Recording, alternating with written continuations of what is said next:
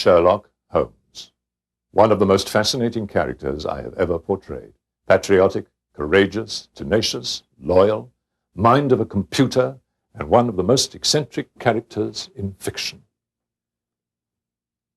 His Boswell, Dr. John H. Watson, described his strengths and weaknesses with ruthless accuracy.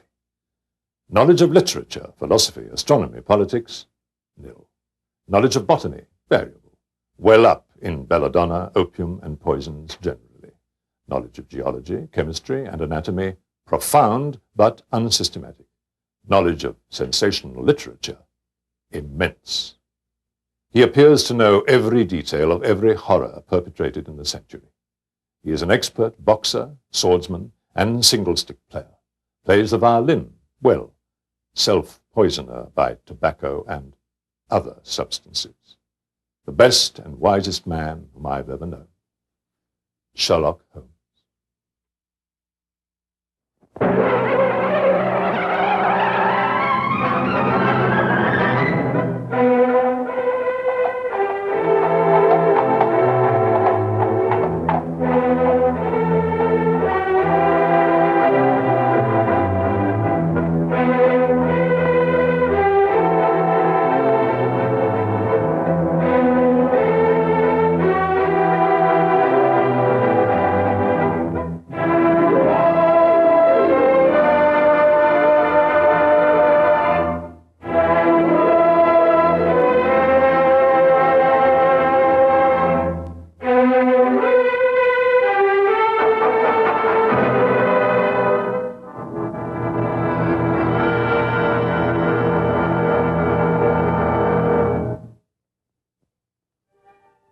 I don't know why it is that often the weather seems to match a man's moods, but this day in particular it had run a perfect parallel to mine. But at last the storm broke, and so did I. The only way to ease my mind was to turn to action. Scotland Yard was the perfect place to begin.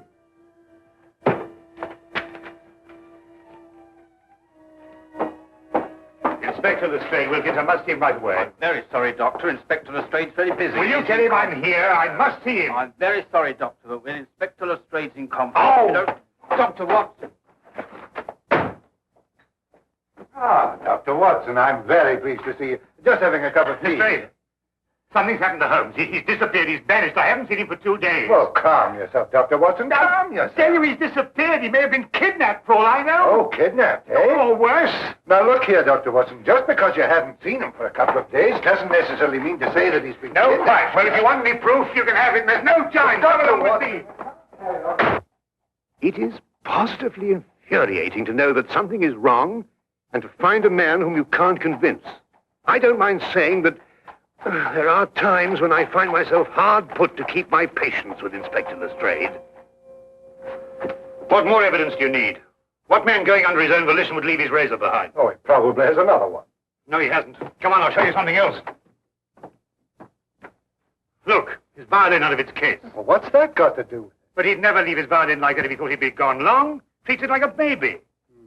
And these concert tickets, we meant to have gone last night. Look here, Lestrade, I've been a friend of Holmes's too long not to realize the brutal truth behind all this. Well, the evidence certainly does seem to point us... Now look, we've got to track him down as he tracked down somebody else. You mean use his own methods of deduction? Exactly.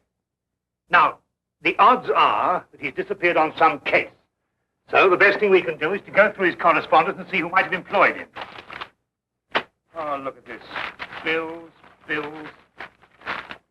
advertisements, bills. It'd have to be at the end of everything, wouldn't it? Ah! Now, what have we here? Chap wants Holmes to investigate his neighbor. He says a lot of people go into the house and nobody ever comes out. What do you make of that? Well, Now, look, you see that's a left-handed writer, and by the feel of the paper, I'd say he was in pretty good circumstances. Yes, well... Well, attention to details. That's the secret of Holmes' success. You see, we already know something about the writer before we meet him. Yes, there's only one thing, though.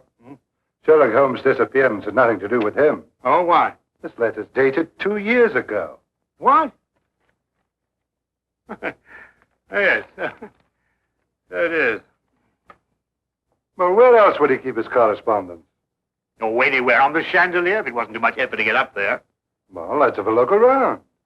Well, going through Holmes's things would take a month. No, we'd best get another approach. Well, have you any ideas? Wait.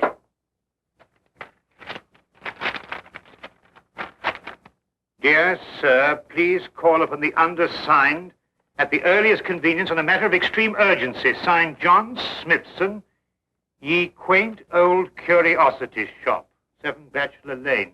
It's dated 3 days ago. You know, this might be it. You're right. It is. Come on, Lestrade. Holmes's life may depend on our speed.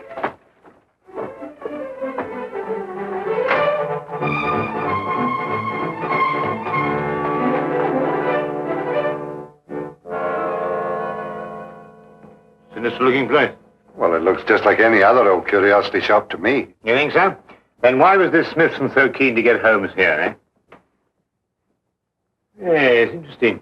What do you mean all this stuff in the window? I mean the stuff that isn't in the window. Look, I don't understand you, Dr. Watson. What do you mean? Well, it's perfectly obvious, isn't it? No. Oh, isn't it? Well, we won't get anywhere standing here. Come on. Wait a minute, Dr. Watson. I still don't know what you mean by all this stuff that isn't in the window. Come along, Lestrade.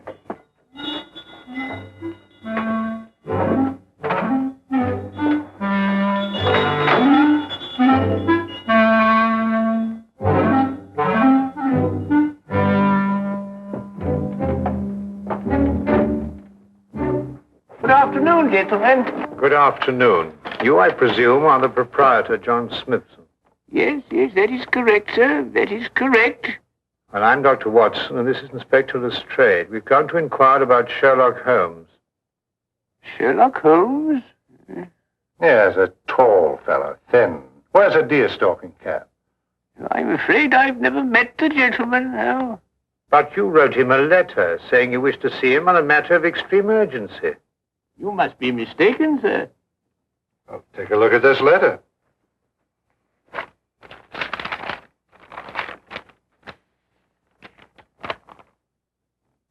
Is that your handwriting? Oh, it isn't anything like my handwriting. Here, I'll show you what my handwriting is like.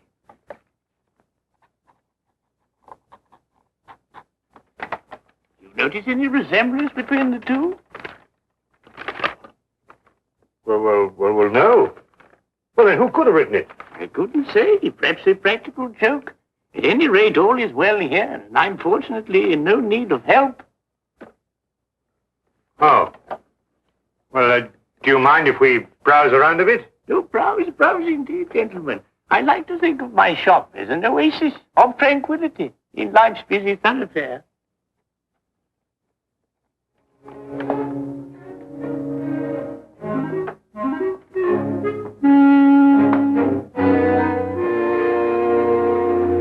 What are you doing? I'm looking for evidence that Holmes was here. Well, you heard what he said. Yes, I don't believe a word of that. Something about him. I don't trust him. It's as if I'd seen him before somewhere. Well, that's not very scientific. No, perhaps not. But I'd like to have a look round anyway.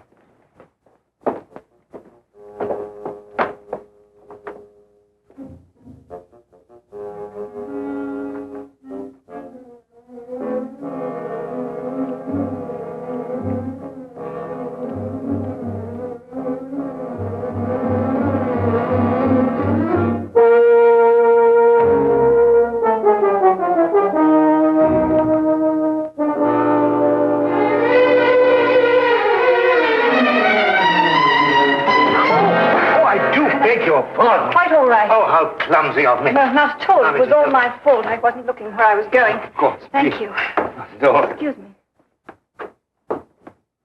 Oh, charming. Charming. Yes, all right, to business.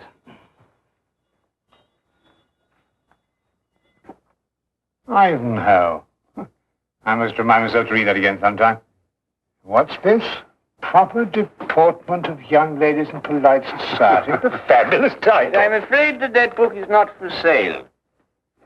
What do you mean, not for sale? I understand everything in this shop is for sale. Yes, everything except the books on that shelf, sir.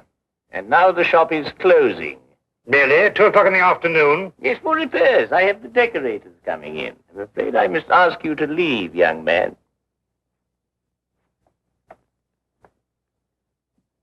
Cunning old rascal. Do you see how he tried to get rid of us, Lestrade? Oh, perhaps he has got some repairs to be done. Ah, nonsense. I insist on buying that book. Been looking for it for years. Proper deportment of young ladies in polite society. Precisely. I've been meaning to read that since I was a lad. Very well, young man.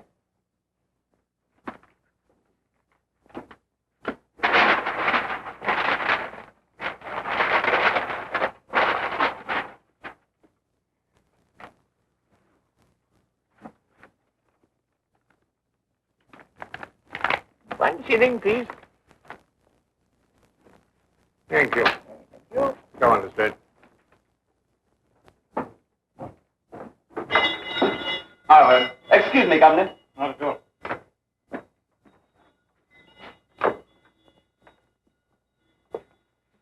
There's something about that Smithson I don't like. Look, this isn't the book I bought. It's much smaller. Safari through darkest Africa. Why, the chap's nothing but a crook. Oh, this is much more interesting than that other one. Look here. You and I are going straight on back in. Now listen, while I keep him in conversation, you scout around a bit. Well, he'll suspect we're up to something. No, of course he won't. Holmes and I did this in that red-headed league affair. Worked perfectly. Come on.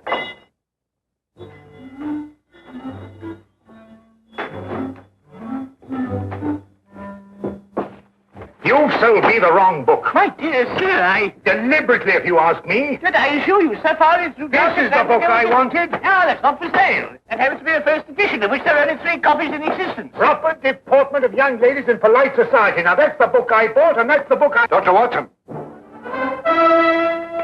Holmes' clothes. I found them in an old pilot's chest. Oh, good Lord.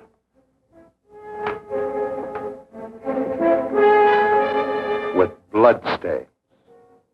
You thief! What have you done with him? You're under arrest, sir, and I warn you, anything you say will be taken down, and maybe you... There you go. Stop him. Don't let him get away. Oh, no, you don't. Watson, Lestrade, you idiot! Get out of the way. Oh, oh.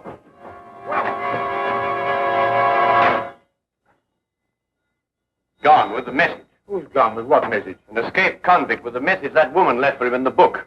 And it won't be easy to find him now that you 2 gentlemen have completely ruined my beautifully laid little trap. Naturally, I left my razor at home. I hardly needed it here, did I? The bloodstains, sir. Red ink, Lestrade. I've been helping old Smithson make up his ledgers. And this escaped convict, who is he? John Carson. I expect you've had a report on him. Carson? Why, he got a life sentence for killing a man with a cleaver. That's him. He was using this shop as a message center, planting and picking up messages here from that book that you were so intent on buying. Oh, yeah. Proper deportment for young ladies in polite society. Smithson recognized him when he first came in. It seems that Carson was once employed here, but the old gentleman was afraid to go to the police. Why? Because Carson threatened to kill him if he did, so he sent for me instead. Hence my little disguise. You were waiting to nab Carson when he came in here for a message. Exactly. Oh, we ruined it all. Oh, that's all right, Watson. The best laid plans of mice and men, you know. However, if we can trace the girl, then That'll be as hard as tracing Carson himself. Oh, I don't think it'd be all that difficult. Seems the good doctor has something up his sleeve. Only the name and address where the girl works. Well, how the deuce do you know that? Well, when I knocked her handbag out of her hand, I found a piece of paper, and on it was her hours of work and salary due to her. With the letterhead of the shop on the paper? Well done, Watson. Oh, nothing really. Pierre's Dress Shop, 17 Cottington Street. You know, I'd say that girl had the look of a mannequin about her. Don't you agree?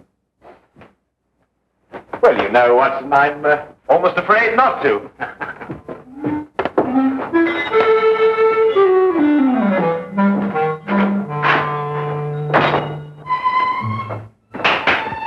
And now, mesdames and messieurs, you will see the supreme creation of Pierre with me, myself. Your niece, monsieur. She will find this ensemble Irresistible. You did say your niece, n'est-ce pas? Yeah. Returning for the holidays from school in Switzerland, sir. Yeah. Oh, it's exquisite, no? Such symmetry, such subtle lines.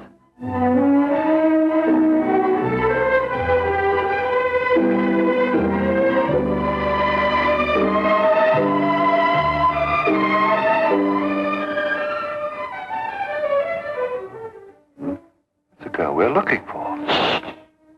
Observe how it hints, but how with such discretion. Oh, la jeunesse, la youth. I say it's a bit daring, isn't it? That's its daring age, monsieur. Elle knows the 20th century.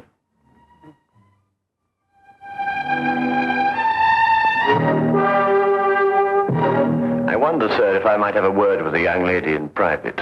But... Officially, Monsieur. I'm Inspector Lestrade of Scotland Yard.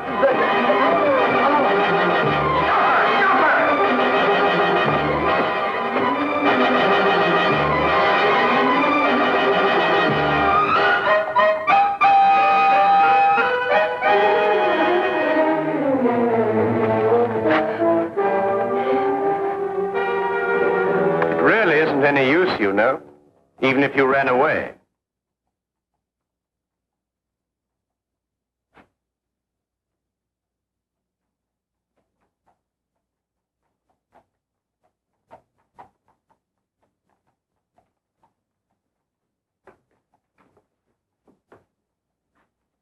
I do not understand. Never before has one of my girl acted so.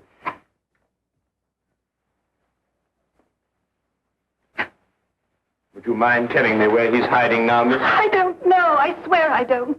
And yet you left a message for him. A gentleman friend gave me the message and told me to leave it in the book. Probably a pal of Carson's, if she's telling the truth. What was in the message? There was just a name and an address. I see. And what was the name? Jeremiah Westlake.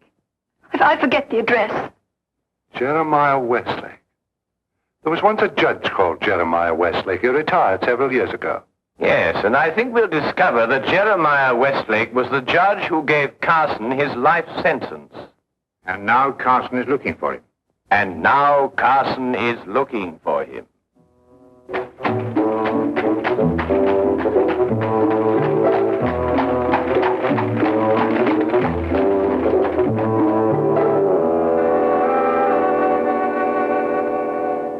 Mr. Holmes, Dr. Watson, and Inspector Lestrade.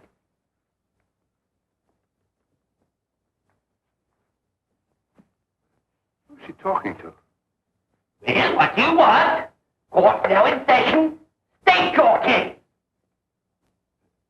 Speak up, Mr. Holmes. Or has the cat got your tongue? Judge Westlake, I presume? Former Judge Westlake? Did Sherlock Holmes ever hear of him, Billabelle?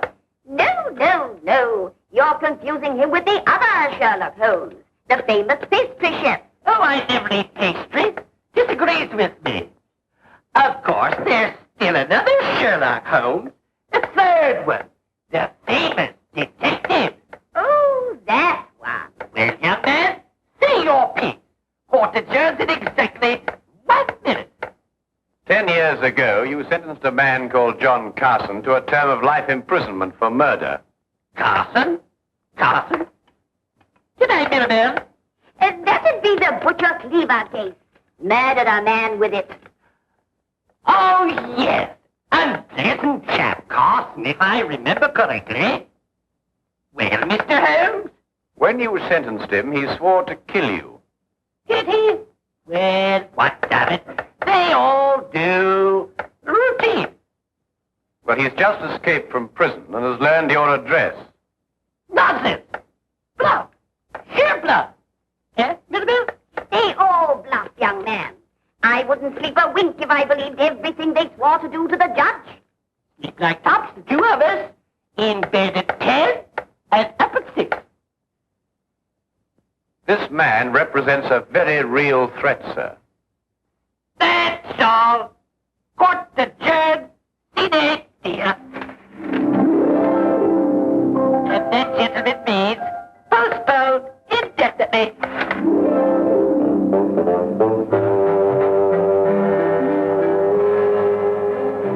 Do forgive us our little whimsy, gentlemen. A hobby, you know. They're our children, really. We have no others, you see. It's a delightful hobby, Mrs. Westlake. About this man Carson, sir. With your permission, I'd like to place a guard in the house. Until we apprehend him, of course. Oh, dear me, no. Trembling heaven knows what all over the place. I wouldn't hear of it, Inspector. We appreciate it, though. Speaking as a medical man, sir, knowing this murderer's mentality, I must advise you to... Sorry, Doctor, but we can't give in to idle threats. Why, we wouldn't have any law if we did. Won't you gentlemen join us for tea? Thank you, Mrs. Westlake, but perhaps another time. No, you mustn't take these things so seriously. Good day, Mrs. Westlake, and thank you. Good day, Mr. Holmes. Do come again sometime. You must see our Punch and Judy. With pleasure. All the same, sir, I'm going to station my men outside the house. Well, all right, but tell them not to step on my petunias.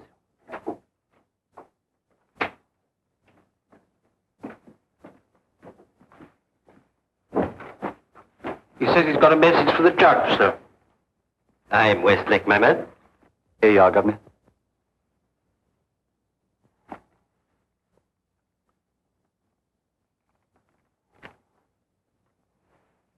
Dear Judge, I'm one of your old court attendants. I'm on me deathbed, and I've got to make out me will for me little granddaughter. Will you come and help me and oblige? John Casket, 67 Clifton Road. Ever have a court attendant called John Casket, sir? Well, it's hard to say. I've had so many court attendants. Who gave you this note? Bloke on the street, sir. But he said to tell the judge he was in bed dying. What do you look like? How about this hour, sir? Thin face? Seedy looking, if you know what I mean. That's Carson, all right. Must she pay you? A couple of bob, sir. Oh, there you are, sir. Just the sort of thing to send you off on an errand of mercy to your death. Dear me, I never cease to marvel at the duplicity of human nature. Can I get the 2 bob, sir? Oh, yes. Oh, thank you kindly, Governor. Well, Holmes, we've got him. 67 Clifton Road. Yes, Wilkins. Yes, sir. Get the men together. We're going to Clifton Road. Not so fast, Lestrade. This might be a ruse. Of course it's a ruse. Of another kind. To get you to abandon the police cordon around the house. Oh, I see what you mean. Oh, well, if that's his idea, he's in for a surprise. I'm going to keep the cordon here. Good idea, Lestrade. Now, don't you worry, sir. Why, not the least bit alarmed, sir. I'm going to have my tea.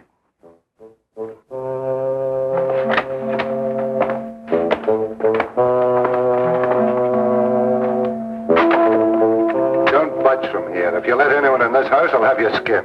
Yes, sir. Come on.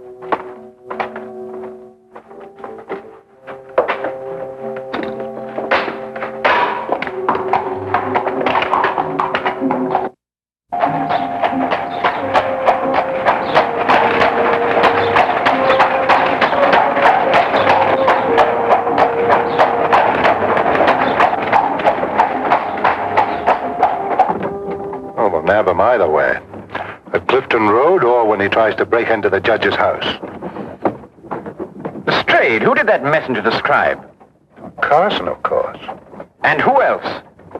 You mean who else? Himself. He described himself, Lestrade.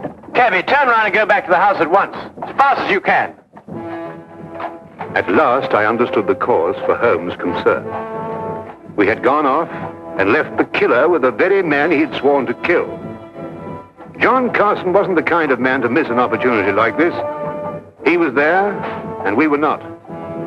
There was nothing left for us to do but hope, and every passing second was against us.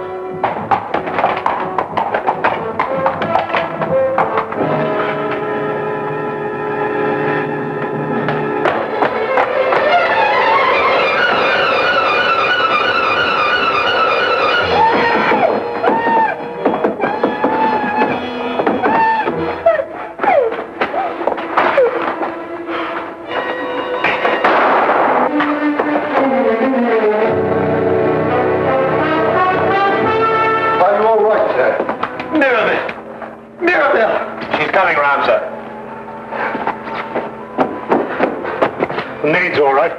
Mrs. Westlake. No, not too serious. Only suffering from shock. It's all right, dear. It's all over now. Jeremiah. Jeremiah, are you all right? Yes, dear. Oh, that terrible man. Oh, dear. Our poor children. I don't think they're damaged, dear. Sometimes I forget they're not real.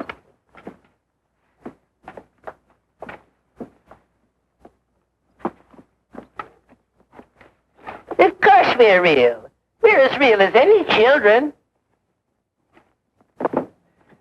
You were right about John Carson, Mr. Holmes. You were very right. How you ruined my life.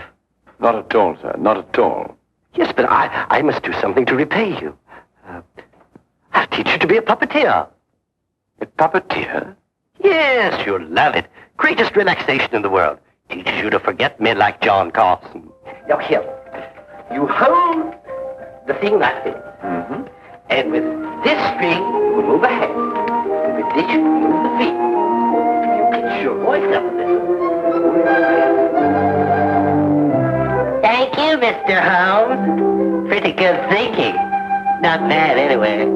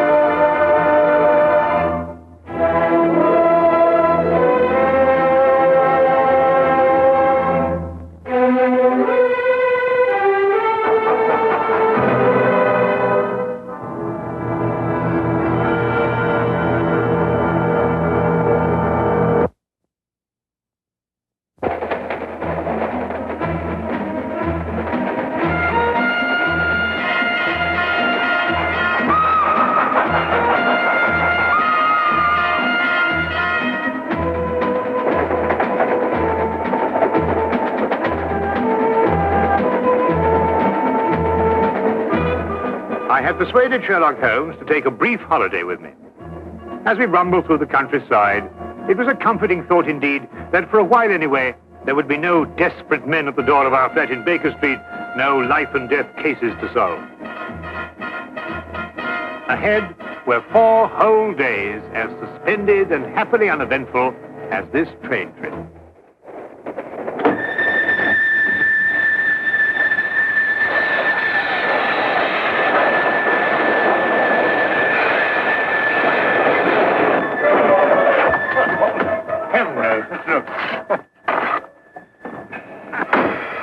Hearing? Not a thing. Well, I hope we haven't heard anything. We must be doing 30 miles an hour. Oh, we're doing more than that, I think, Watson. I thought you were asleep, Holmes. Well, not really. I was thinking about that Parkinson axe murder. You know, that unfortunate business in South Africa. And I was wondering... what? You are on holiday.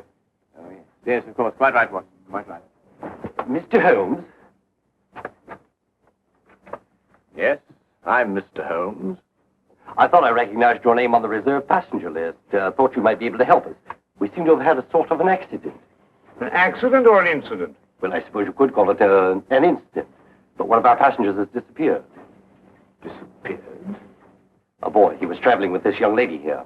Paul is his name. Paul Windmaster. You must find him. I've heard you can do things like that, Mr. Holmes. Will you help me? There. I'm his governess. I should never have taken my eyes off him for a minute. But I looked in on him after he went to bed and was fool enough to imagine that everything was all right.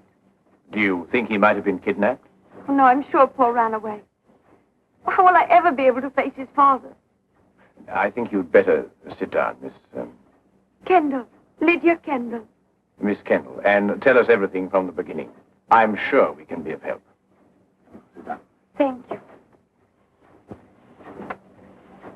Tell me, Miss Kendall, what happened that made the boy run away?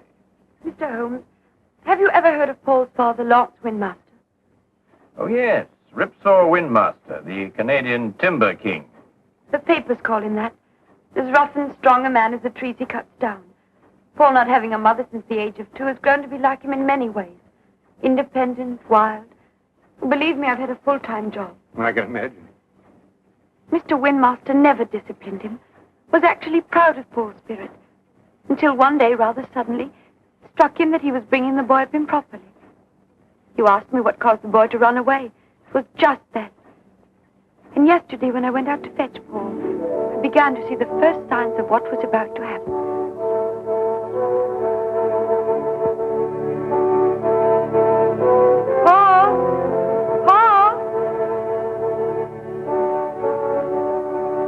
You'll have to come home now and get dressed. We're all packed and ready to go. Yes, Miss Kendall.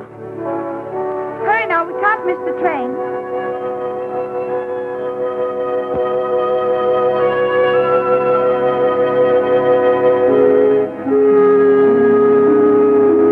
Now, when you arrive at the school, you'll take the boy directly to the headmaster. He's received a full letter of instructions from me, and... Oh, there you are, Paul. Your Uncle Cecil's just arrived to say goodbye to you.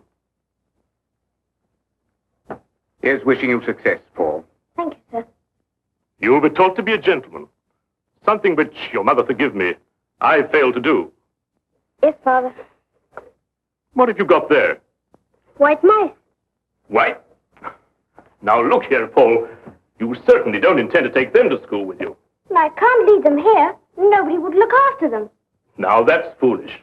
Nobody really cares about white mice here, except me. Well, you can give them back to whoever gave you them.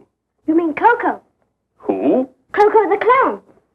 I'm afraid I introduced him to Coco. The day I took him to the circus. They've become rather good friends. Well, I couldn't give them back. He gave them to me as a gift. Paul, I don't care what you do with them, but you can take them with you, and that's final. All right. Leave them here, then. Good boy. Well, you and Miss Kendall had better be off. Well, what's the matter? I don't want to go to school. What? You didn't go to school? Why should I? Times were different when I was young. You don't know what you're saying.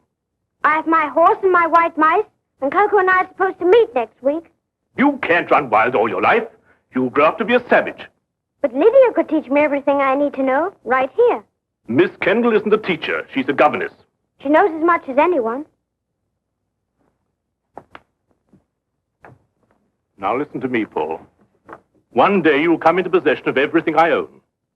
This estate, my lumber mills, everything. When that day comes, I want you to be equipped to take over. Well, I don't have to go to school for that. And I don't have to wear a tie and jacket either. You'll wear a tie and jacket and you'll like it. And you're starting the school right now. Put me down! I don't want to go to school! I'll run away! Put me down! I'll run away! Well, Miss Kendall, are you coming? Put me down! Put me down! He boarded the train without further protest. The truth is, his attitude seemed to have undergone quite a change. By the time we started out, he behaved almost as if he were looking forward to going to school.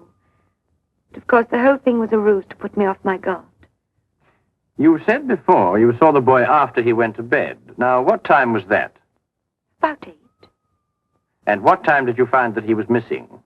About an hour later, I heard a thud coming from his compartment, and went to investigate. His door was locked from the inside, and I had to get the conductor here to open it for me. How he got out, I don't know, but he was gone. And of course you searched the whole train after that. For every inch of it with the conductor here. I decided to stop the train when we couldn't find him. Oh, conductor, I believe there's a steep gradient just a few miles beyond Darcy. Yes, there is.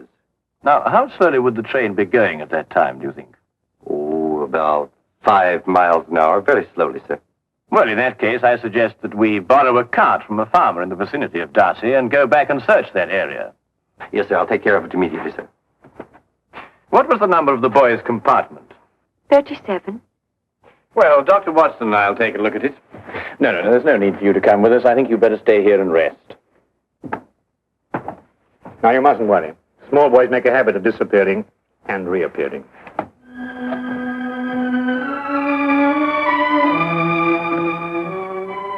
I hope so. I hope so.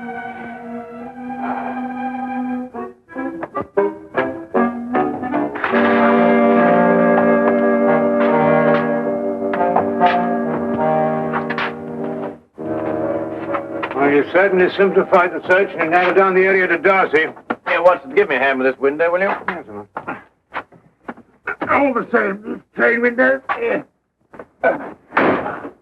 Well, that was the thud Miss Kendall heard, the sound of the window being opened before the boy jumped out. By Jove, you're right. The question is, who helped the boy open the window? Well, it took two of us to do it. Exactly.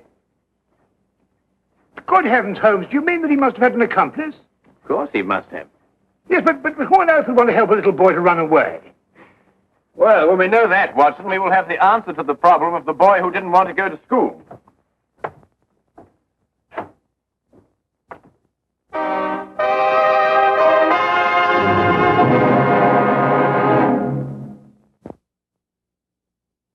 And now we return to the case of the night train riddle. Taking Holmes' suggestion, we borrowed a cart and traced the rail line back to the upgrade near Darcy. We combed the area several times without uncovering a single clue. All of us were soon discouraged and ready to abandon the search. All of us, that is, except Holmes. We've been over this stretch 3 times already, Holmes. Yes, I know, but this is the only place where the boy could have jumped off. But we haven't got a shred of evidence, not a sight of anything, nothing at all. Look, what is it? A boy's cap. Miss Kendall, would you mind coming over here for a moment? Is that the boy's cap? Oh, yes, that's his. Then it has to be here. Look, over here. Here we are, Watson. The footprints of a small boy. Holmes, look, another set. Must be the boy's accomplice. Ah, good work, Watson. They end here.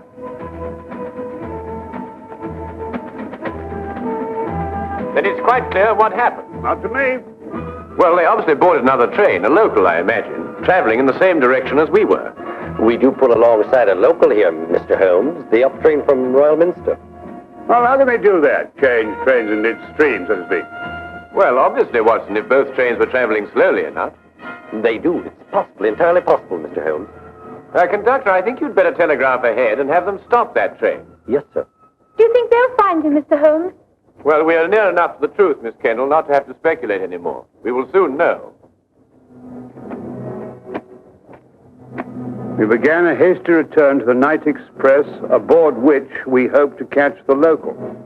Holmes insisted that time was of the utmost importance.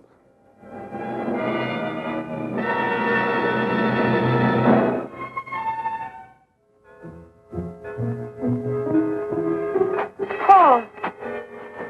Pardon? I'm sorry. I thought to another boy. Perhaps the next compartment. Well, this is the last one, miss. You held out so much hope, Mr. Holmes. How many stops did the train make before Darcy? 3, same as usual. Did you notice a boy get out at one of them? Not that I remember. There was a boy. I talked with him. He got off with his father at Manborough. Are you sure? Yes, there was that pair. Blimey, I clean forgot. What did the father look like? Medium-sized, grey hair, Ordinary face. Wait. I noticed when I inspected his ticket there was something about his fingertips. They were red. Red? Yeah. I thought it was strange at the time.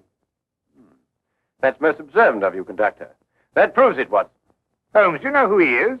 Of course. Coco the Clown. Coco the Clown? He was the boy's friend. But more than that, there's the red fingertips. The significance of which completely escapes me. Rouge, Watson, the same kind of clown uses. He was evidently in a great hurry to catch the train. He didn't have time to remove it all. Well, if you're only right, Mr. Holmes. And unless I miss my guess, we'll find them both in Manborough now.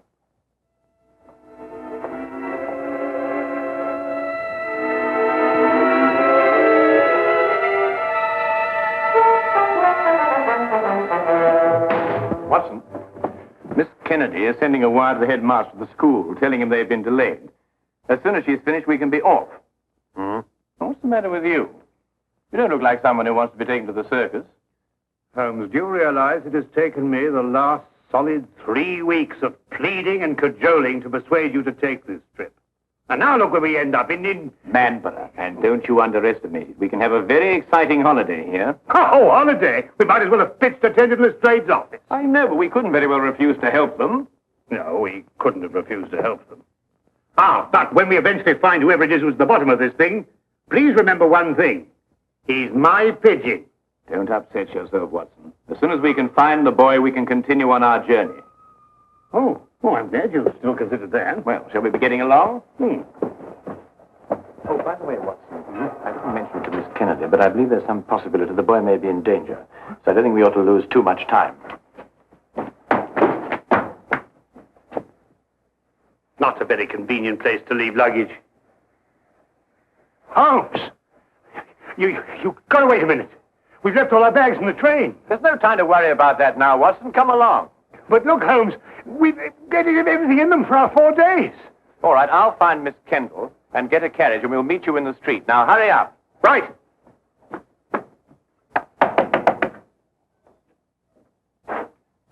Could you tell me if the night express has gone yet? He had to switch back to the main line. I wondered if it was still in the yard somewhere. I'm awfully sorry, sir. You must have the wrong town. Now I know where I am. I'm in Manborough. Right you are, sir. But the night express doesn't stop in Manborough. Never has. Except once. But confound it, man, I know it stops here. Oh, no, sir. The only time the night express ever stopped in Manborough was in the summer of '88. A wheel fell off the locomotive. Right out front here it happened. Stopped all right that night. Now, look here, this is urgent. I happen to know the night express stops here because I got off the thing at this station. Now, will you kindly go and find out if it's still here? Well, I have to go down to the yard area. In about 5 minutes, I'll ask the signal box. 5 minutes? Oh, never mind. Watson, come along. The carriage is waiting. But...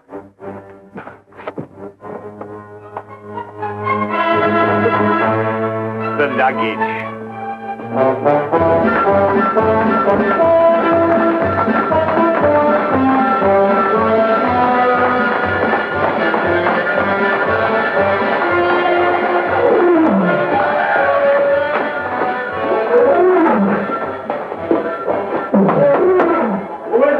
Cecil, open up.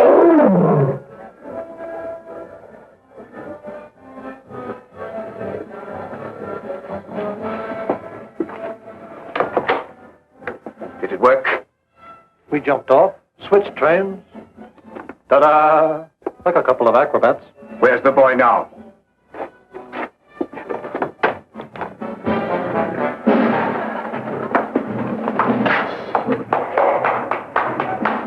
Exactly where I wanted.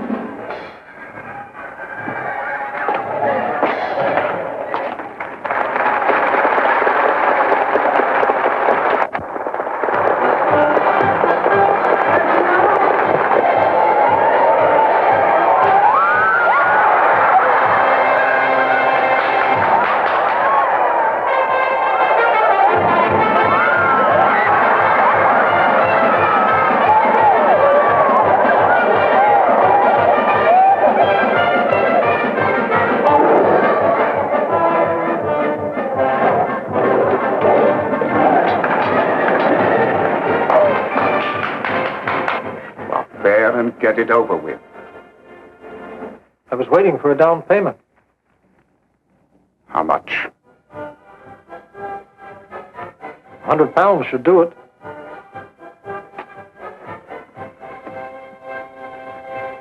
That's cheap enough to show you good faith.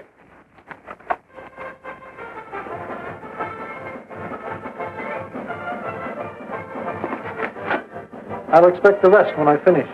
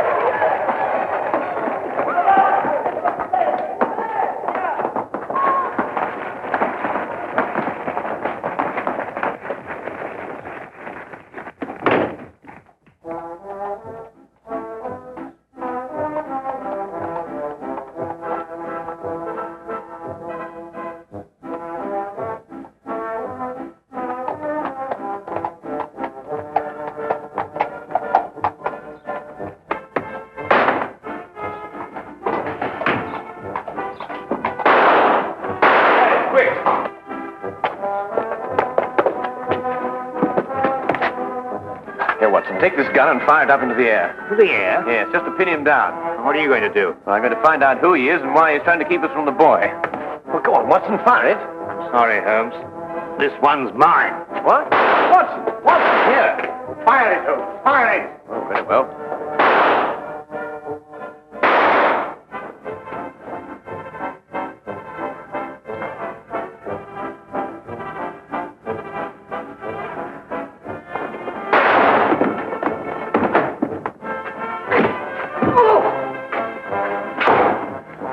Kendall.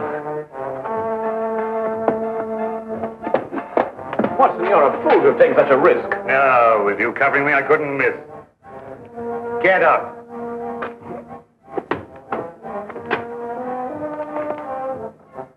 Mr. Windmaster's brother. Oh, Uncle Cecil. Yes, and the first in line to inherit the Windmaster fortune if anything had happened to the boy. That's right, you would be the heir. You may not think so at the moment, Mr. Windmaster, but you're very fortunate. If the boy had been killed, you would most certainly have been hanged. Hanged? Yes, hanged. Stop him. Stop who? Coco, he's about to kill the boy. Push him off the catwalk backstage.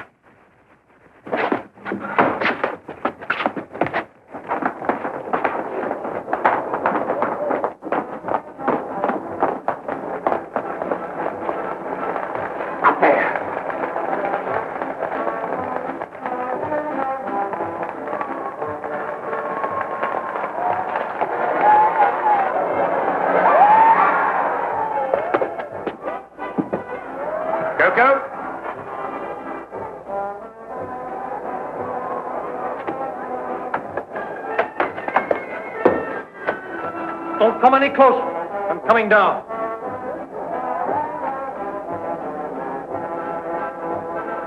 You'll never get out of here. One move to stop me and I'll kill this boy.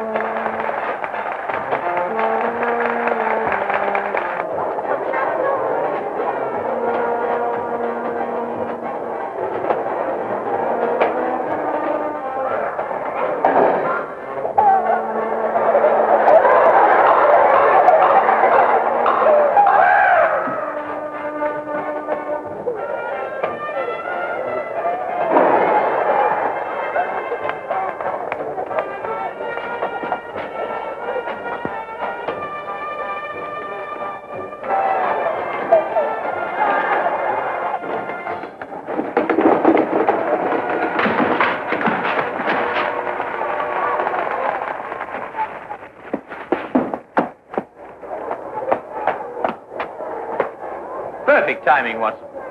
Yes, wasn't bad, even though I do say so myself. He wanted to kill me, and I thought he was a friend. Well, that should teach you a lesson, Paul. No one's a friend who encourages a boy to run away from school. Why, what would have become of Dr. Watson here if he hadn't gone to school? Well, it's very simple. He'd never have been able to accomplish that trick. But all he did was to... In dropping that counterweight, young man, I had to know the speed of falling objects, the theory of weight and counterweight, and of stress and resistance. Now, if I hadn't studied physics, there's no telling what might have happened to you. I never thought of that. No, of course not. Well, just you think of it from now on.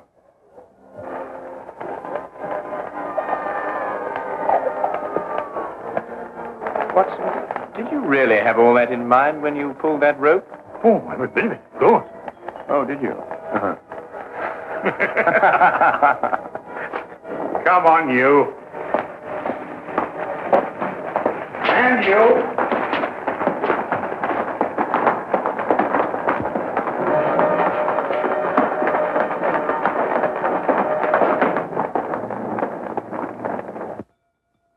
If you're looking for the time of the next London train, it will be along in 10 minutes. Huh? Oh, no. I was just wondering where our bags would be by this time. This train seems to be somewhat off schedule. I'd estimate that our clean shirts are about 30 miles north of Edinburgh at this moment. Oh, confound it, Holmes. Why dwell on that? Oh, don't take it so hard, old chap. We'll give it another try one of these days. Well, sir, it certainly was a shock to me. Oh, it's you again. You were right, sir.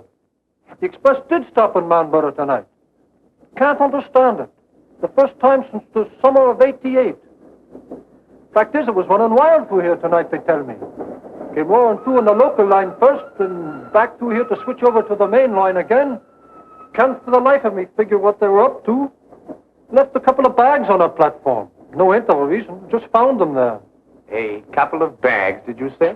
Why, yes, sir. A suitcase-like.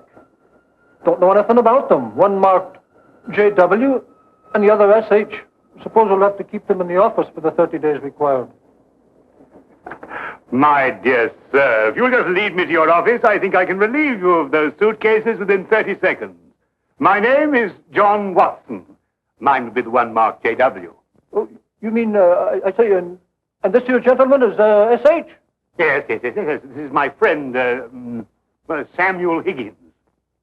Ah, well, in that case, sir, if you'll come along to the office and identify the contents, I'd be glad to get them off my hands.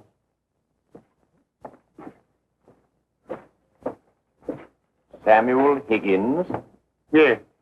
You see, we have 3 whole days left. And I'm quite sure that nobody will want to interfere with the holiday of Samuel Higgins.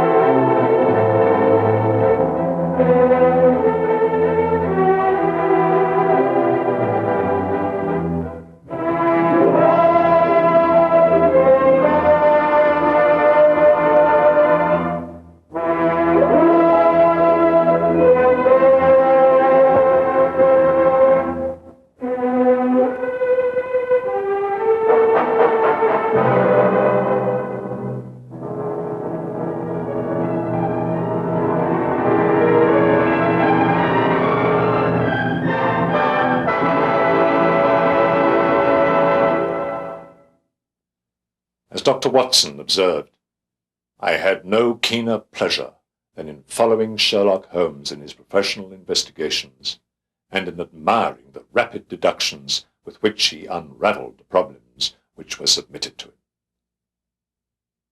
May Sherlock Holmes of Baker Street continue to give us all such keen pleasure for many years to come.